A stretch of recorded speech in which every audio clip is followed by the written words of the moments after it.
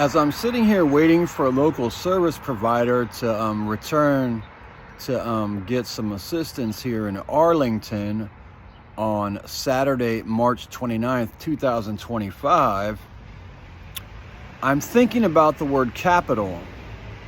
Cap it all. So DC used to be the murder capital, cap it all. Or the money that goes out to the world, cap it all.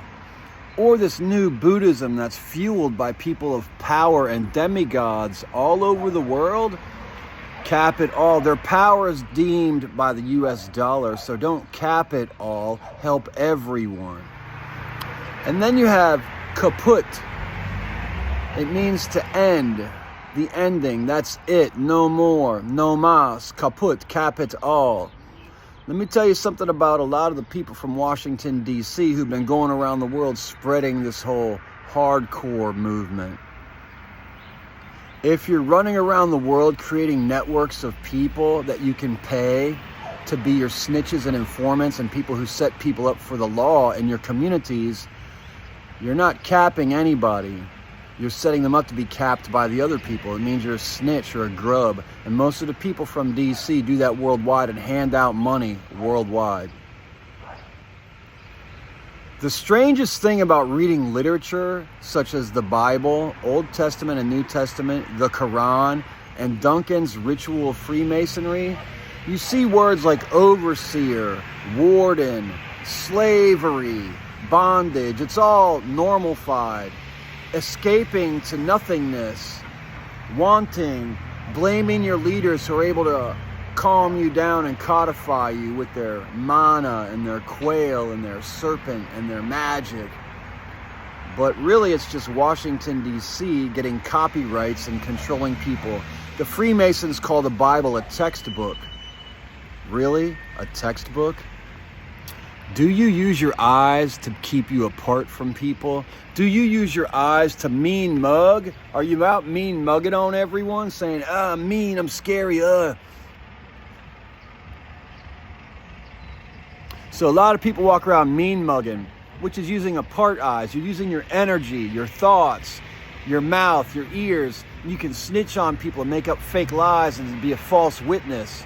Or you use your eyes to keep you apart. They perfected it in South Africa. Who's they? Well, isn't that everyone's question? Who's they?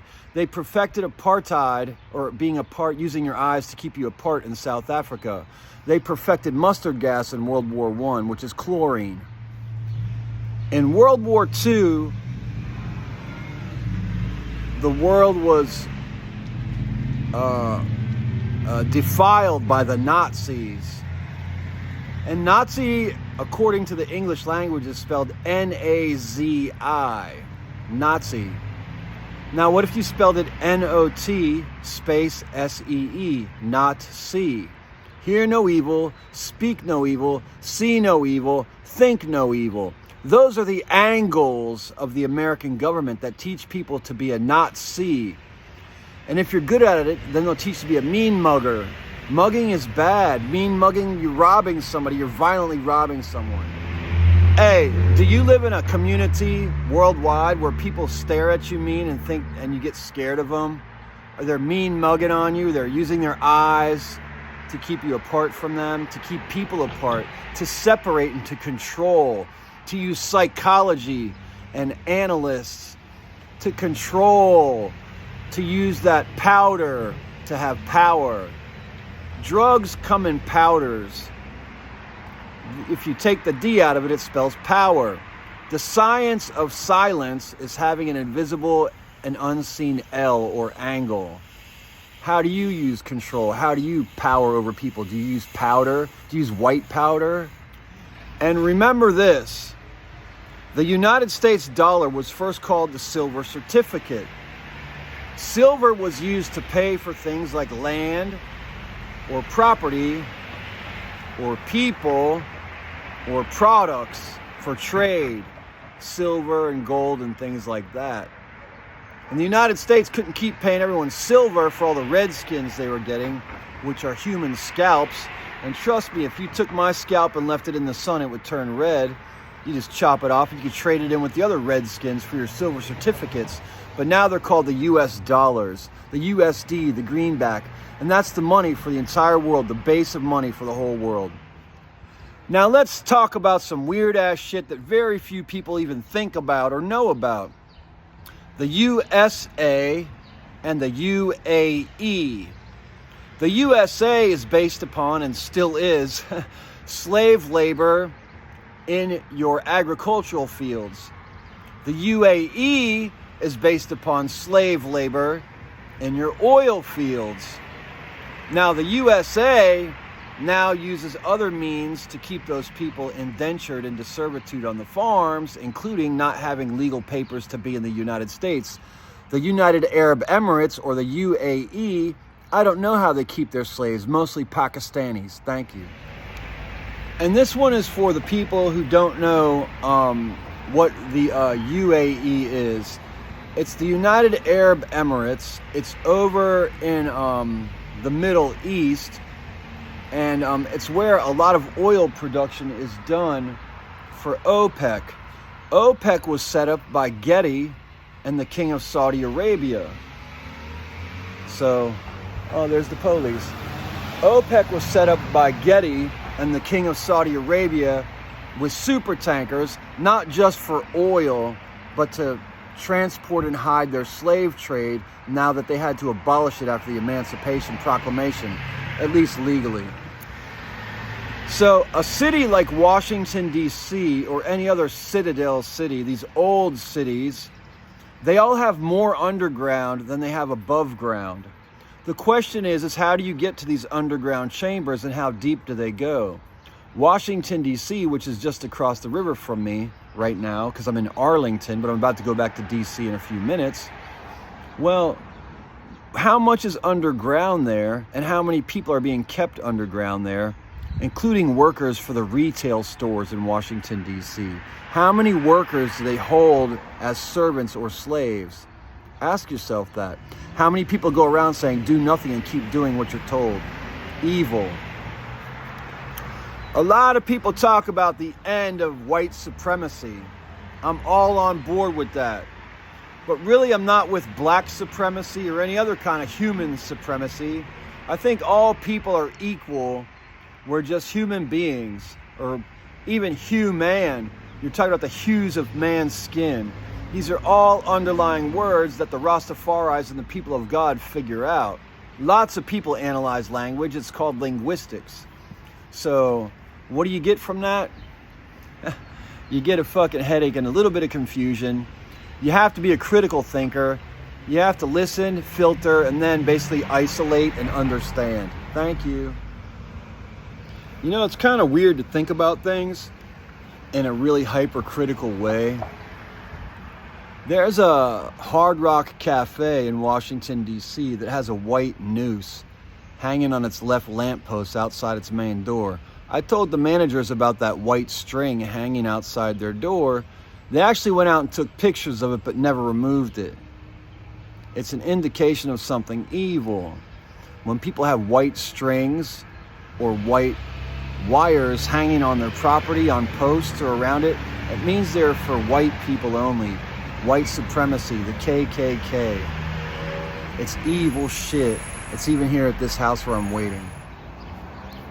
What I find most offensive about white supremacists is the fact that they think that their white babies are better than all the other babies on the planet. Most people would call me white. If you listen to a band called NoFX, they say, don't call me white. That's my opinion too. It represents everything that I hate and that we hate. And so if you think just because your baby is a skin tone like mine, that it's better than all other babies, and it gives you the right to subjugate and enslave all the women and create a breeding population in every community, you're completely fucking wrong, and you've defiled the entire earth. And got to end your way of life, planetary, worldwide, fuck you. You know what's a really interesting campaign that the United States has done, especially using Facebook meetup groups and activist training? Slava Ukraine. It means enslave the Ukrainians. And a bunch of dumbass Americans have been chanting that for years here in the United States.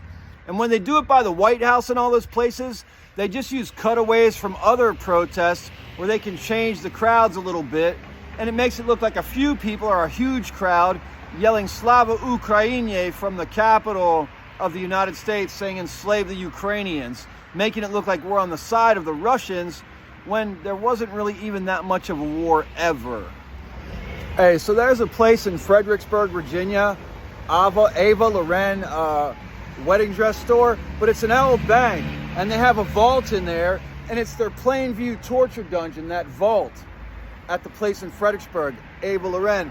But then you got this bank behind me here at the corner of Dr. Martin Luther King Boulevard or Avenue, Southeast, and W Street. It's a Chase Bank.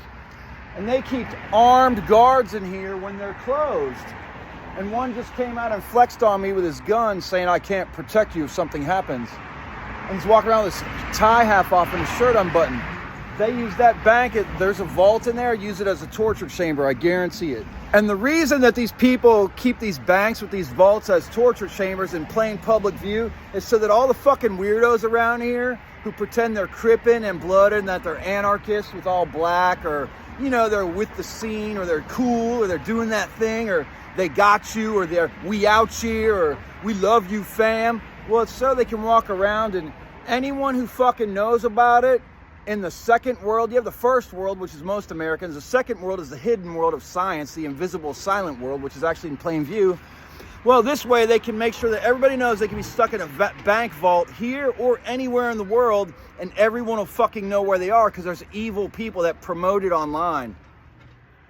There's a medical cannabis store here in Anacostia, which is Washington, D.C., a few blocks from me here. It's called AO. Their window was broken a while back. There was a bunch of windows broken on the MLK, maybe like 2 or 3 months ago. And theirs was one of them, and I was pissed off at the time. However, in recent light of what happened to all the other stores being shut, I'm not surprised. Also, I saw a child get on the bus who looked like about 15 with a fresh AO tattoo on her exposed midriff. These 2 children got on the bus near Department of Energy about a week ago. I just read some news online saying that basically there's a few growers and people who are benefiting quite a bit from these shops being shut down. There's even a mention they're asking to get government building approval to grow weed in the government buildings. So what I'm guessing is happening here is a lot of companies took over security during the pandemic. They converted a lot of these buildings into dormitories and cannabis farms and mushroom farms. And now they're trying to legalize it after the fact and vilify the other good people with cannabis. That's evil. Y'all are holding work slaves on your indoor farms in DC. Hey, so I'm in disagreement with what I just learned about this week, which is that a lot of basically all the non-medical cannabis stores in Washington, D.C. have been closed to favor a medical model. And they say, I read a thing online where they say it's because they've found drugs in some cannabis or some marijuana, and they have to protect people because this is DC. What if somebody comes here and gets drugged in their cannabis or their marijuana? My whole thing is the entire medical industry is corrupt. So how does them running the cannabis industry help? What about cracking down on these people with all these illegal places other than cannabis?